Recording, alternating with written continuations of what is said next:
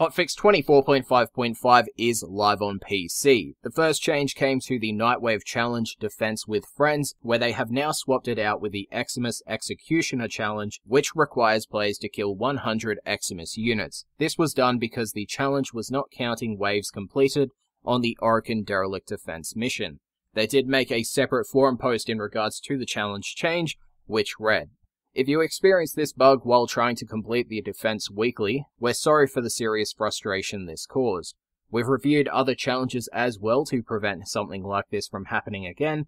We appreciate your patience as we work to iron out any bugs, issues, and inconsistencies in the Nightwave system. We are also actively reviewing feedback to improve Nightwave overall. Please add your feedback here," which then links to the March 5th feedback post for the Nightwave system.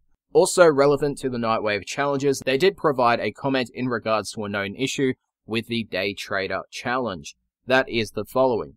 "We have tracked down the cause of the Day Trader Nightwave Act appearing incomplete after meeting the requirements, and we are working on a fix. Our goal is to have this fix in the PC and console Prime Vault hotfixes tomorrow.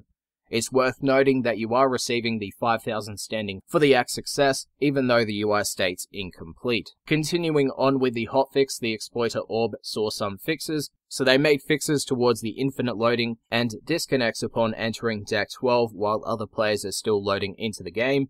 They made fixes towards clients seeing a massive Exploiter Orb in the last vent cinematic scene. They fixed a crash that occurred when killing coolant rachnoids, and they fixed coolant rachnoids not attempting to destroy Gara's mass vitrifier walls. On top of that, Hildryn got some fixes, so they improved Hildryn's ability line of sight so they work more often when targets are on different elevations.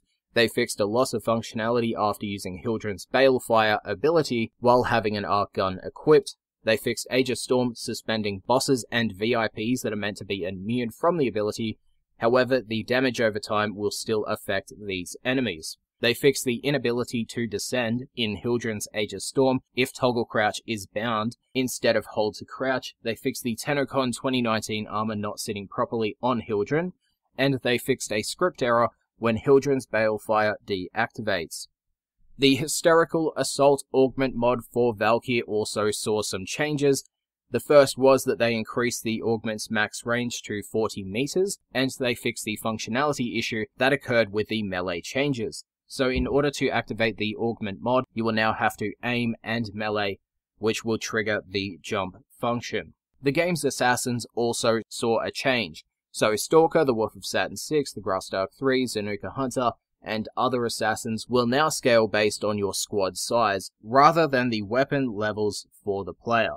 They also slightly decreased the Wolf of Saturn 6 health, but increased his damage output. As for the changes, the Aviator and Agility Drift mods will now apply to Titania while she is in Razorwing. They removed all of the wildlife killing Riven mod challenges, and any Riven mods that had this challenge applied to them prior to this hotfix have been updated with a new challenge. They also updated the Sakura Penta's napalm projectiles when using the Napalm Grenades mod, so it better reflects the Penta's stats, and they disabled 2 optimizations that are suspected to be causing problems for dual core potatoes. As for the fixes, they are up on your screen.